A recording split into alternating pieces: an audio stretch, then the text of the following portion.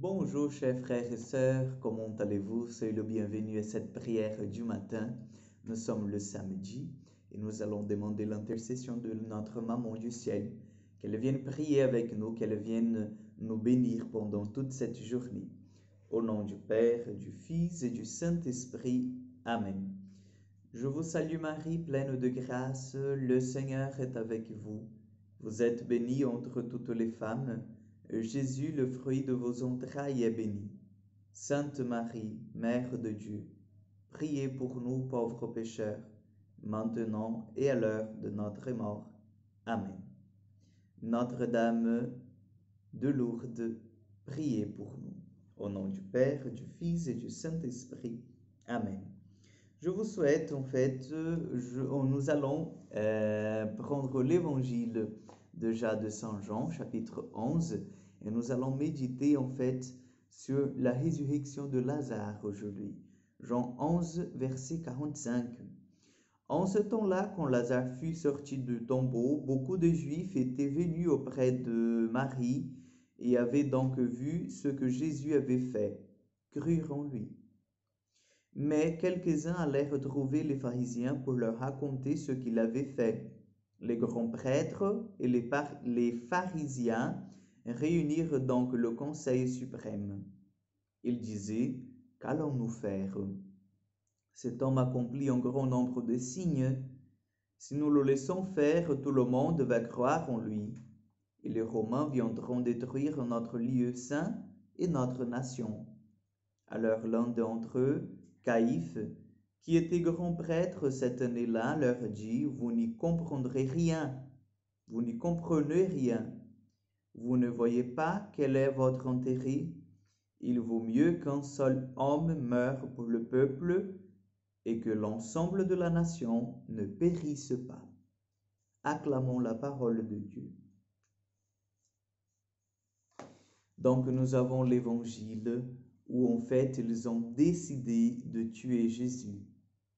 Vous voyez, donc cette affaire, c'était une affaire entre les notables de Juifs, bien sûr, mais j'attire votre attention à ce que le catéchisme de l'Église catholique vient nous apprendre, que qui a tué Jésus n'était pas les Juifs, mais c'était nos péchés. Donc c'était moi, c'était toi, c'était l'ensemble de l'humanité qui a péché, qui pêche, qui ont tué Jésus. Parce que Jésus est mort à cause de nos péchés. C'était pour nous libérer du péché qu'il est mort. Donc il faut juste que nous puissions déjà comprendre les choses et les mettre dans leur juste place. Et en voyant cette intervention de Caïphe, nous voyons qu'en même temps, il vient dire d'une façon très humaine, donner, en même temps qu'il donne une solution pour le problème, c'est-à-dire si les Romains vont venir, la nation va subir la violence des Romains parce que voilà, ils ne sont pas dans la règle. Il vaut mieux que cet homme-là soit tué parce que si c'est lui l'agitateur, ben on le tue, c'est fini.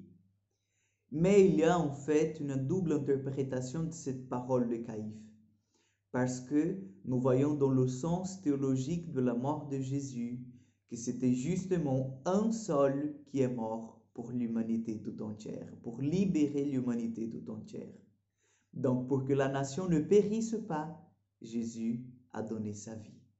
Donc il a donné sa vie pour les Juifs de son époque, mais il a donné sa vie aussi pour moi, pour vous.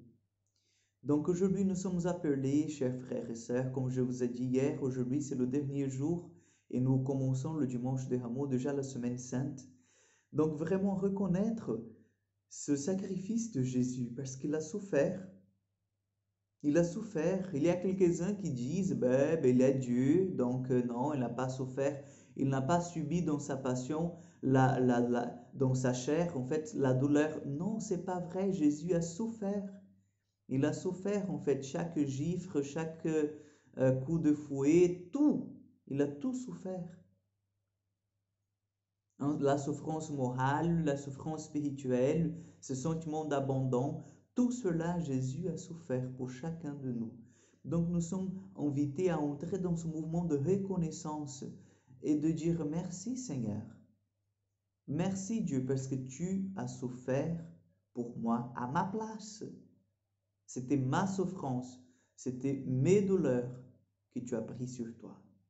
Donc demandons au Seigneur aujourd'hui qu'il nous aide à entrer dans cette semaine sainte avec un cœur ouvert et que nous soyons toujours en fait dans sa miséricorde. Le Seigneur soit avec vous. Que Dieu Tout-Puissant vous bénisse et vous garde, le Père, le Fils et le Saint-Esprit. Amen. Bonne journée dans la paix du Seigneur, bon week-end, et nous allons nous voir en fait le mardi prochain pour encore une prière du matin.